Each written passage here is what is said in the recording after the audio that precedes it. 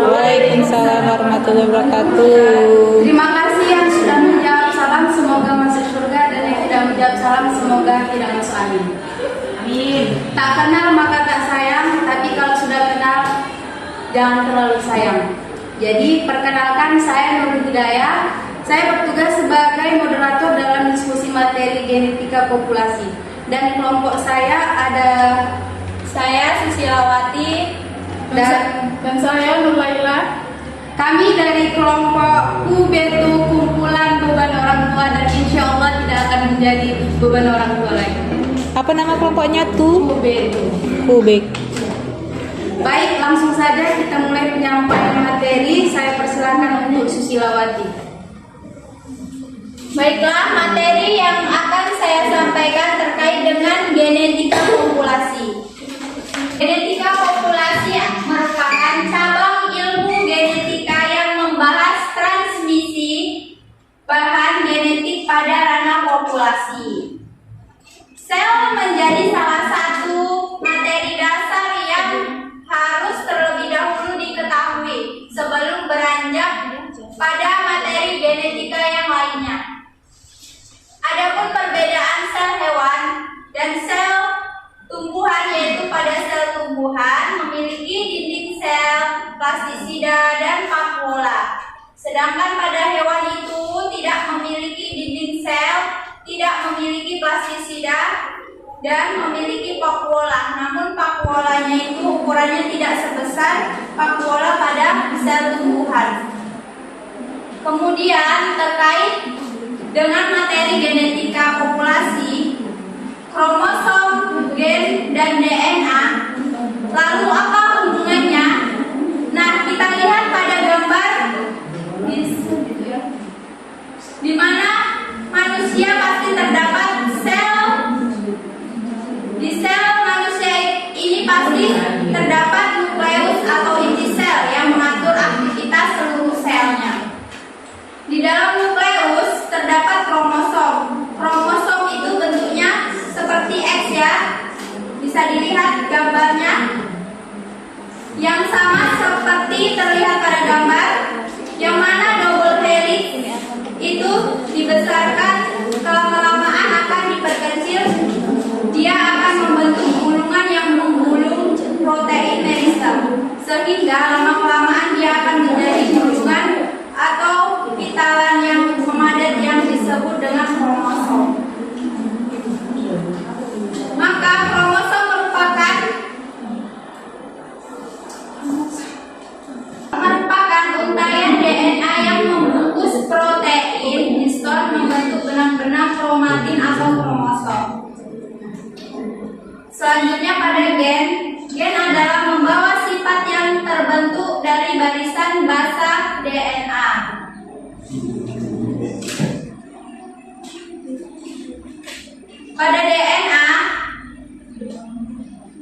Pada DNA, pasangan dari nukleotida 1 dan nukleotida 2 itu dipasangkan dengan basa nitrogen di dalamnya, yang berantai lama-kelamaan dia akan menjadi kromosom.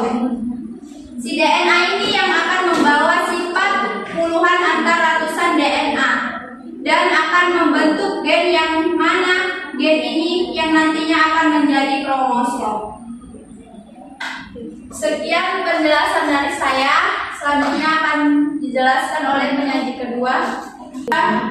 Di sini saya akan menjelaskan apa itu perbedaan DNA dan RNA.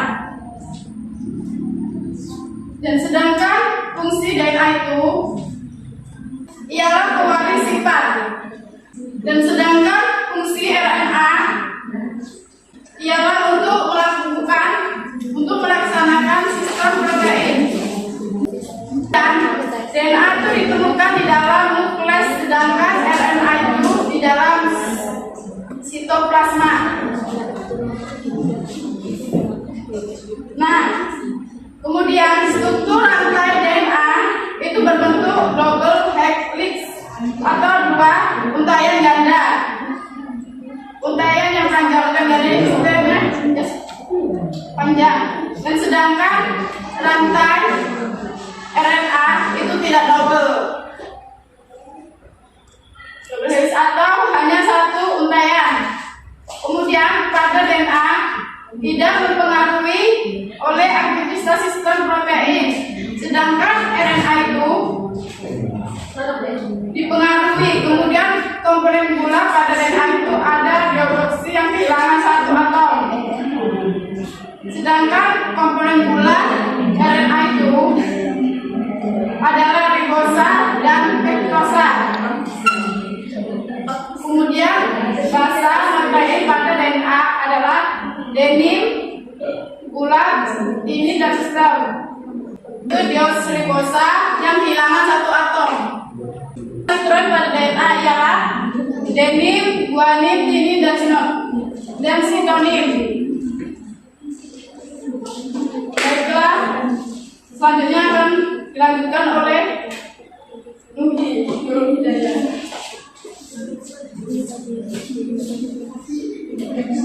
Kemudian pada ekspresi gen.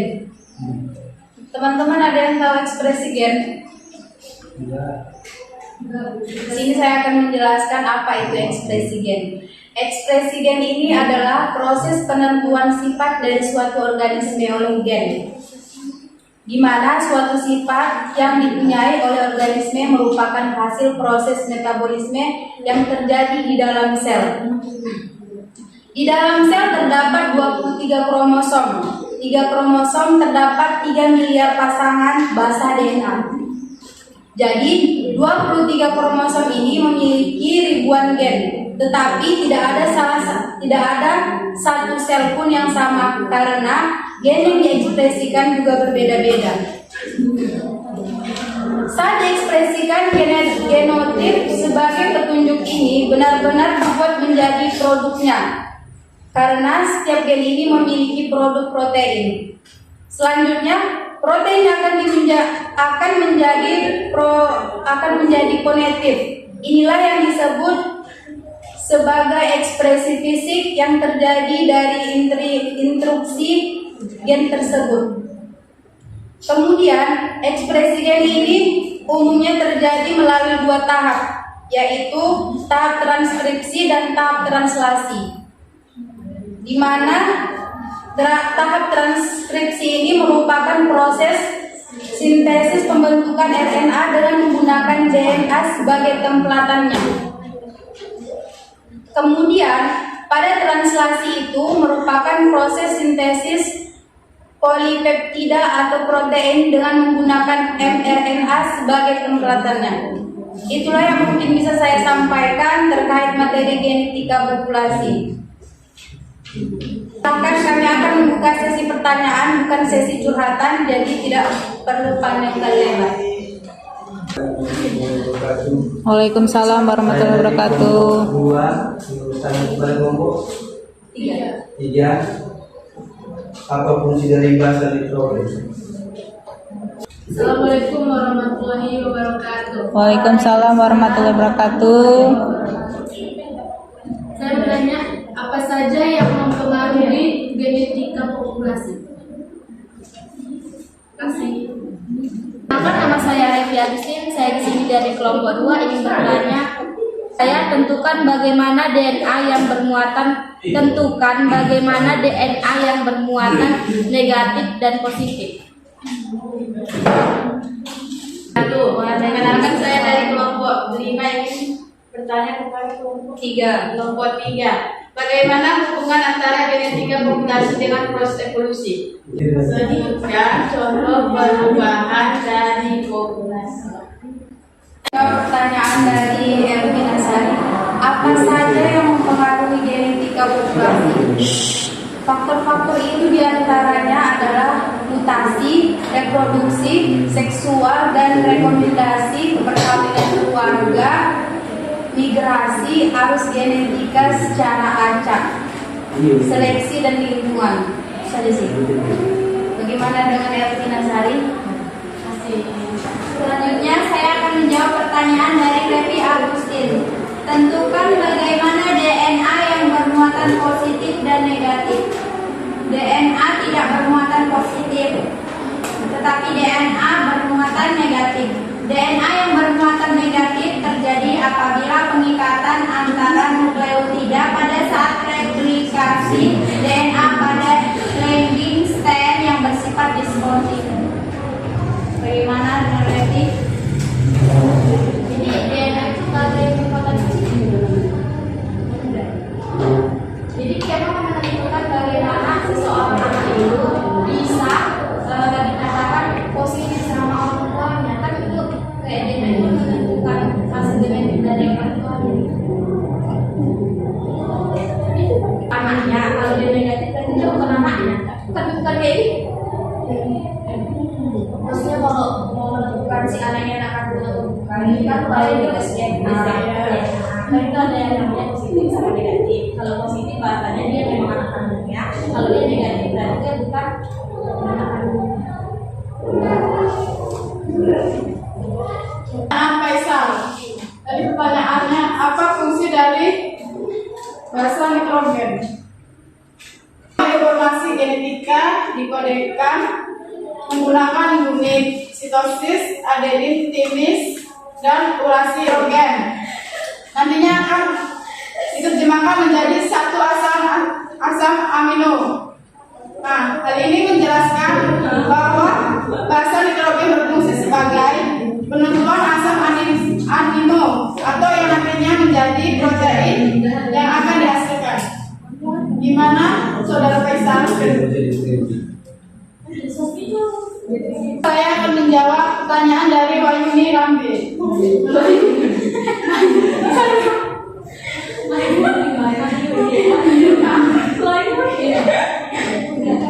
Sebutkan contoh perubahan dari genetika populasi. Nah, di sini salah satu contoh perubahan genetika populasi yaitu mutasi. Mutasi berubah menjadi genotip suatu individu secara tiba-tiba dan random. Dan sedangkan X berubah menjadi gen T bermutasi menjadi T, maka frekuensi relatif dari kedua hal tersebut akan berubah. Maka gen T dapat hilang dari populasi jika tidak menjadi mutasi kembali atau base mutation.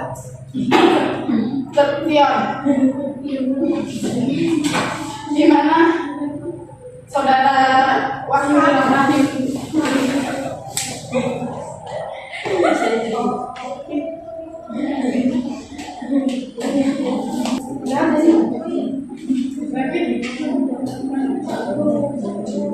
Sekian yang bisa kami sampaikan, kurang dan lebih kami mohon maaf. Saya sebagai moderator mengundurkan diri. Jika ada kata-kata saya yang salah, mohonlah dimaafkan. Sekian, assalamualaikum warahmatullahi wabarakatuh. Waalaikumsalam warahmatullahi wabarakatuh. Beri tepuk tangan.